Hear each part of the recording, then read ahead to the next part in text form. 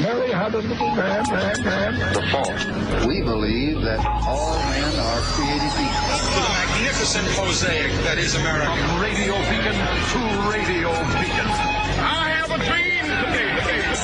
Change has come to America. Believe me. Help is on the way. Knock, knock. Who's there? It's a figment of your imagination. Randi Rhodes Show. Turn up your mind. Tonight, a sanctuary of peaceful celebration and expression torn apart by every pull of the trigger. This is just a hard day for everyone, for sure. That safe haven shattered when a gunman stormed the long-standing LGBTQ club in Colorado Springs. There's always going to be people that just hate that I exist for no real reason. While police have yet to confirm a motive, the assault is likely part of a disturbing trend. Last year, anti-gay crimes surged by more than 50%, up slightly in the first half of this year. The latest attack stirring up memories of the 2016 Pulse nightclub mass shooting. 49 people gunned down in Orlando, the second deadliest shooting in American history. Now, another historically painful day. We are again. We have been screaming from the tops of mountains, the LGBTQ leadership, that an environment like this is being created of violence against our community. And so to see it play out this morning or late last night was horrible yet again. Hate crimes increasing for the fourth year in a row, driven in larger U.S. cities by incidents targeting Asian, Jewish, and LGBTQ communities.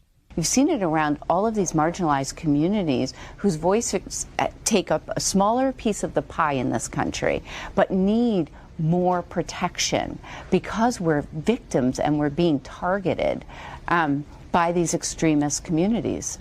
Just yesterday in New York, police thwarted a potential attack against the Jewish community, arresting 2 armed men in Penn Station, one wearing a swastika. The NYPD now ramping up police presence in communities that are potential targets. Tonight, Colorado, a community wounded but not broken. I mean, how many times are we going to say, no more? How many times do we have to say how many times? This is repetitive and ugly, and it's being incited by lunatics who, think that God loves a bigot. Honestly, Lauren Boebert was tweeting thoughts and prayers on the Twitter, and this is a person that lied about transgendered kids and lied about furries in school and litter boxes and the whole 9 yards. Just lies and lies and lies and lies, and then tweets photos of her indoctrinating her own children into the gun culture, right? And uses that as a Christmas card because, an AR is the reason for the season, according to the Boebert household. Listen, this is it's so predictable. It's like, it happens almost twice a day in the United States of America. You understand that? I mean, we have there's this weird statistic, 1.85 mass shootings per day in the United States.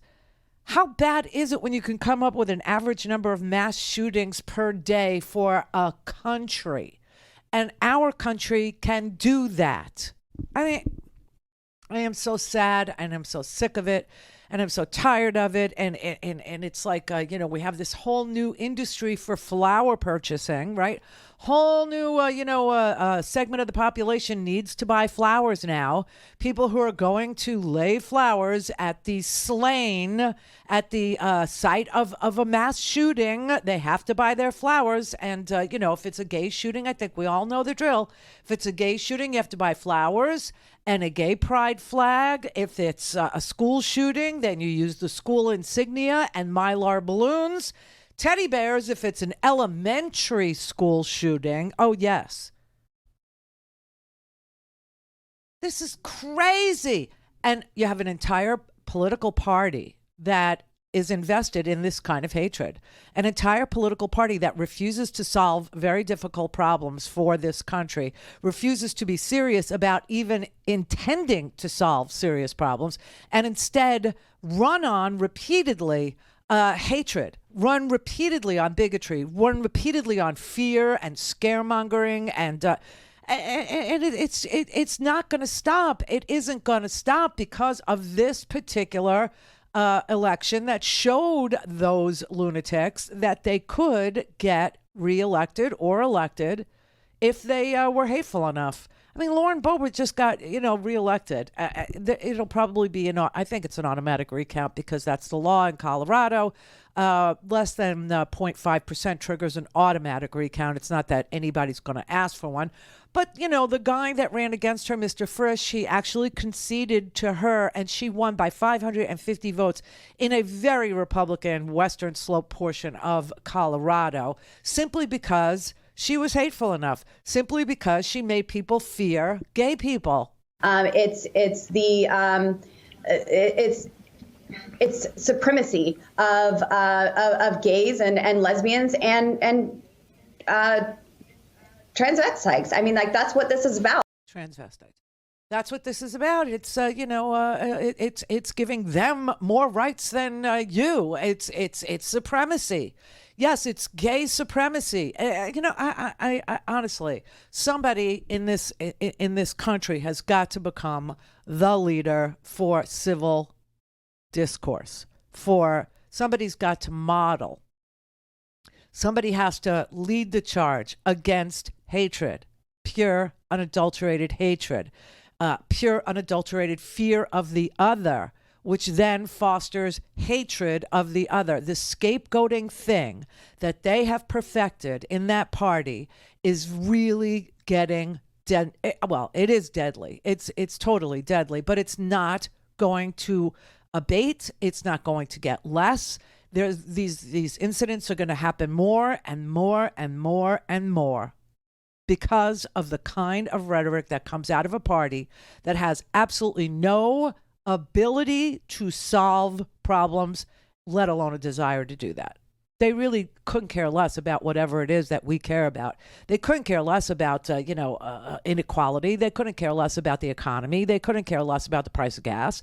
They couldn't care less about the price of food or turkeys or, telling you that, the reason why turkeys are $2.50 a pound, $2.50 a pound this year instead of like $1.50 is because the turkey farmers experienced a massive avian flu epidemic. No, they want to tell you Joe Biden did this to you. It's Joe Biden's fault. It's Democrats' fault. That's why turkey is $2.50 a pound. No, it's because there was an avian flu outbreak. And some of the farms that weren't able to protect themselves from the avian flu outbreak lost an enormous amount of turkeys to the avian flu. And others who had protocols in place were able to, avoid the avian flu pandemic on their particular poultry farm. So, but look, they have no interest in even telling you the basic facts of things. They just like to blame and point and accuse and make you fear and think that that person is out to get you or bad or paranoia. And I'm telling you, the problem with their message for all of you out there that are going to say, but they have a First Amendment right to say it. Yeah, they do. But the problem is that people who are mentally ill, people who have problems, people who have developmental problems, people who have mental health issues, they hear this too. They hear these same messages. And it turns out that these people, and I'm talking about the three young men, white kids, who two of them were going to attack a synagogue in New York, and one of them shot up a gay nightclub. They all suffered from mental illness. They all had issues. Okay, the kid in Colorado, he actually went to his mother's house and threatened her with a bomb.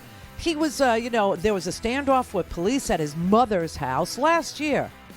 And then this guy's able to go out and buy a gun. Why? Because the sheriff in that county didn't feel like, enforcing the red flag laws that Colorado has. But the sheriff in El Paso County, he didn't feel like it.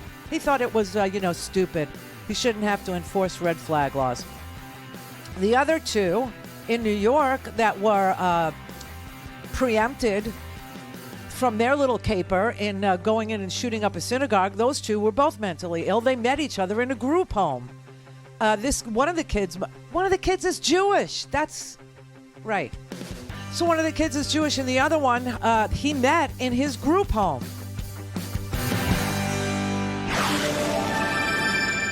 Don't have time to listen to the live show? Want to hear more on your schedule? Go to randyrhodes.com and buy a stinking podcast.